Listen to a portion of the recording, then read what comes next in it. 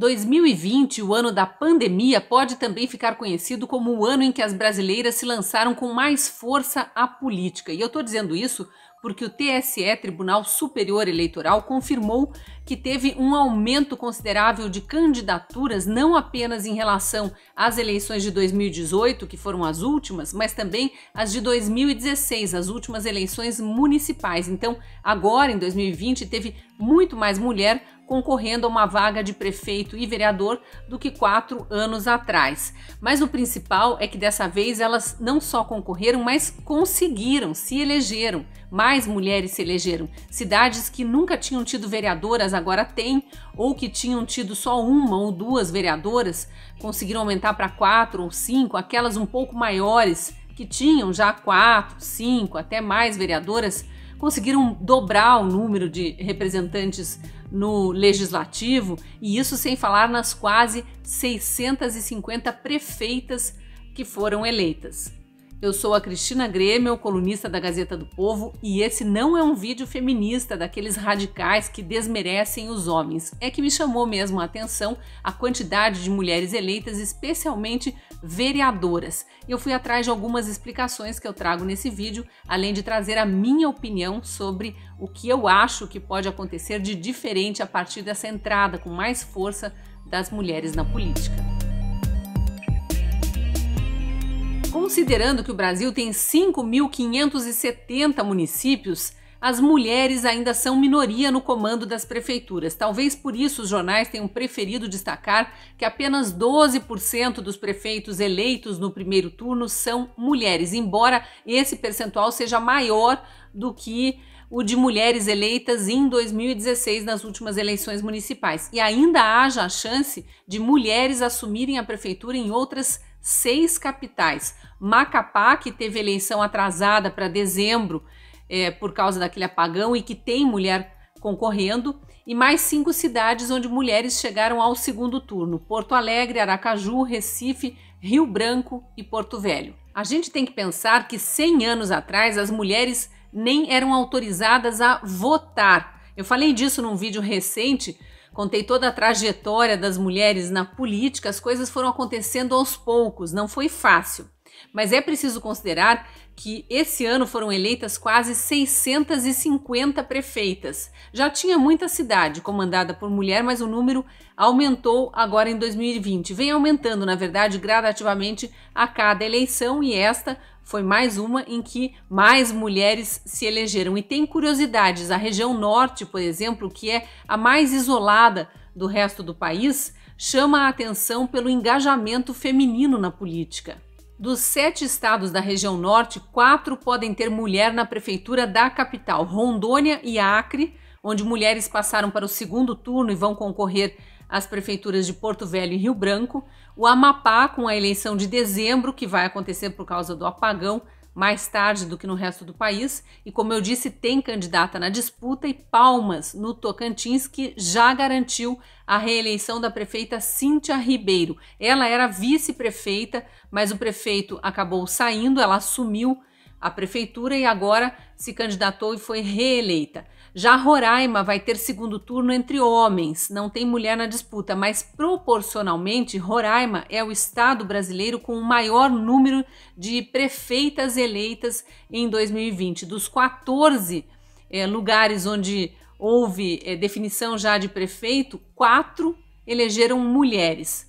No total, o Brasil elegeu no primeiro turno 646 prefeitas. Na lista de cidades do interior que elegeram prefeitas, tem algumas grandes e importantes, como São José dos Pinhais, na região metropolitana de Curitiba, onde fica o aeroporto, que elegeu a primeira prefeita antes mesmo da capital. Curitiba nunca teve uma prefeita mulher. Ubatuba, no litoral de São Paulo, Alto Taquari, Mato Grosso, Santa Cruz do Sul, no Rio Grande do Sul, tem várias, pelo Brasil inteiro. Muitas prefeitas se reelegeram. É o caso de Caruaru, em Pernambuco, onde a primeira prefeita eleita em 2016, Raquel Lira, conseguiu se reeleger agora no primeiro turno. E tem curiosidades nessa lista de reeleitas. Em Itapetininga, São Paulo, a prefeita Simone Marqueto foi reeleita com quase 62% dos votos válidos. É uma votação muito expressiva.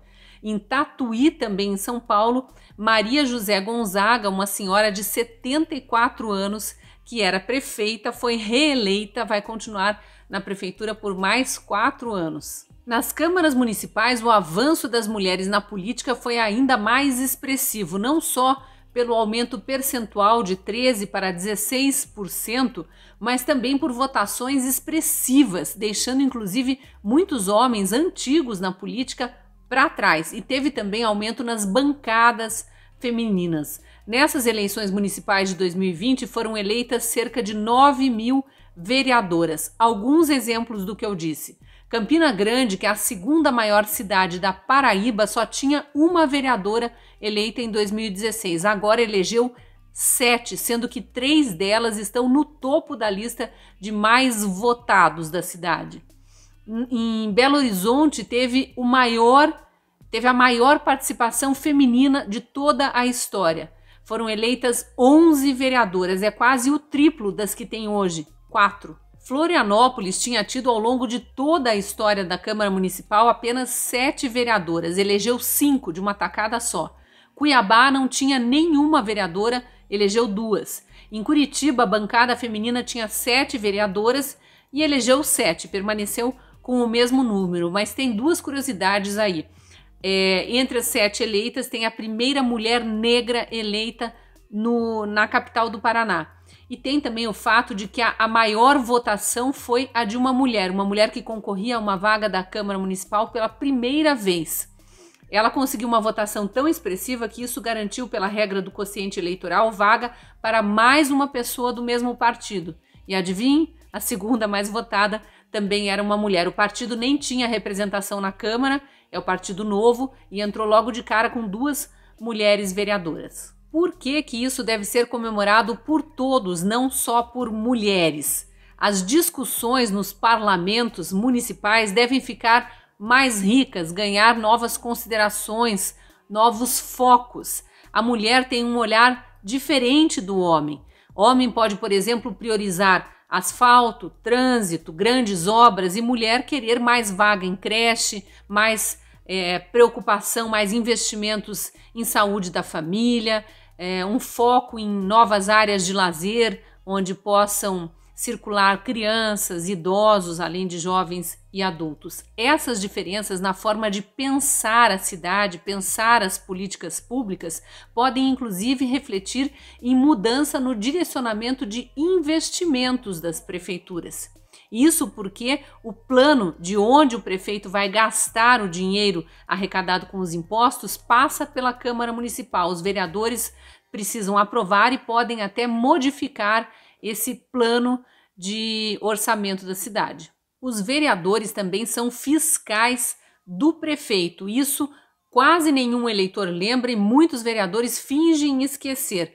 Mas a tarefa de fiscalizar as contas da prefeitura, os gastos do prefeito, é até mais importante do que a de sugerir ou aprovar leis. E a mulherada tem experiência em administrar orçamentos domésticos apertados. Pode fazer diferença estando mais presente nas câmaras municipais. É claro que nada disso tira a responsabilidade de nós, eleitores, de fiscalizar eles e elas, todos os eleitos, e também ficar de olho nas contas da prefeitura. Afinal de contas, os salários de prefeito, de vereadores, dos funcionários e também o dinheiro que vai para obras, para serviços, ele sai do nosso bolso. Tem uma explicação por trás do bom desempenho das candidatas nas eleições deste ano, mas para chegar a ela é preciso fazer um pequeno resgate histórico. A participação das mulheres na política começou, como eu disse, quase um século atrás, quando a mulher ganhou o direito ao voto, e aí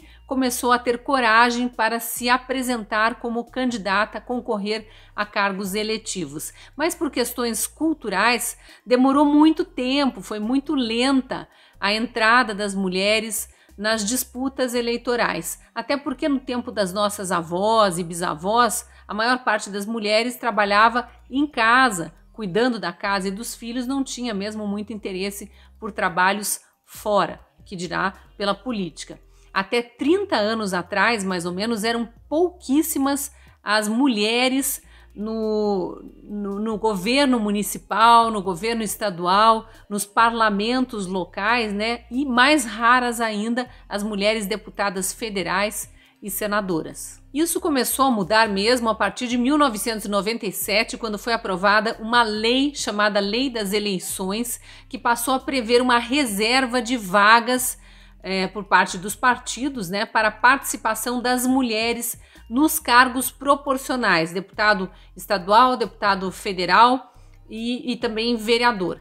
Em 2009, com a primeira mini-reforma eleitoral, foi criada aquela obrigação para que os partidos reservassem 30% das vagas para as mulheres disputarem esses cargos proporcionais. Eles passaram a respeitar essa regra, né, porque era lei, mas não investiam nas campanhas femininas. As mulheres entravam e aí não tinham estímulo, não tinham dinheiro para fazer a campanha, acabavam não se divulgando, não divulgando a candidatura e não se elegiam. Em 2017, o TSE, Tribunal Superior Eleitoral, baixou uma resolução obrigando os partidos a gastar pelo menos 30% do fundo partidário, que é dinheiro público, nas campanhas das mulheres.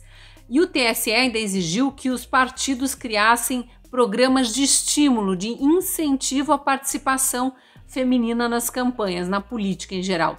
Vários órgãos públicos acabaram também entrando nessa, promovendo programas de incentivo, desenvolvendo, né, programas de estímulo à participação política da população em geral, mas especificamente das mulheres. O Senado, por exemplo, tem um programa chamado Jovem Senador, que é direcionado para estudantes de escolas públicas estaduais. Eles são selecionados e levados a Brasília para conhecer a estrutura e o funcionamento do poder legislativo no Brasil.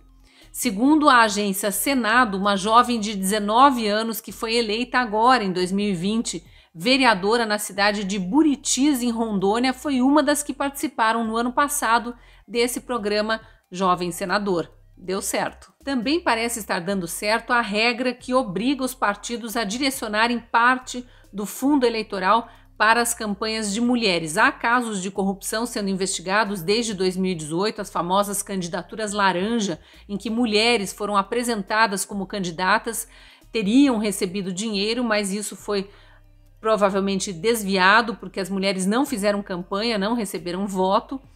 Mas, no geral, as mudanças na lei parecem estar começando a surtir efeito, assim como o esforço de vários órgãos e dos próprios partidos para atrair mulheres para a política. Com estímulo e investimento nas campanhas, as candidaturas das mulheres ficaram mais conhecidas, elas conseguiram apresentar suas propostas, convenceram os eleitores a ponto de termos visto mais mulheres eleitas agora em 2020, mais prefeitas e mais vereadoras. Já tínhamos visto isso acontecer em 2018 com senadoras, deputadas federais, governadoras, deputadas estaduais e agora em 2020 vimos serem eleitas 650 prefeitas e 9.000 vereadoras. Isso significa mais diversidade nos parlamentos e governos, mais representatividade, um novo olhar, outras prioridades chegando à política. A mulher também fala mais, gosta de discutir as questões mais a fundo, gosta de participar, de resolver problemas. Vamos acompanhar e torcer por dias melhores para as nossas cidades. E você, o que achou do desempenho feminino nas eleições 2020? Deixa aí nos comentários. Se gostou desse vídeo, curta e compartilhe. E se ainda não é nosso assinante, tem um convite para você. Direcione a câmera do celular para esse código que aparece na tela, porque ali tem uma promoção escondida. Tornando-se nosso assinante, você tem acesso a outros conteúdos meus exclusivos para assinantes e também dos demais colunistas, além de toda a cobertura jornalística da Gazeta do Povo. E eu te espero lá na Gazeta.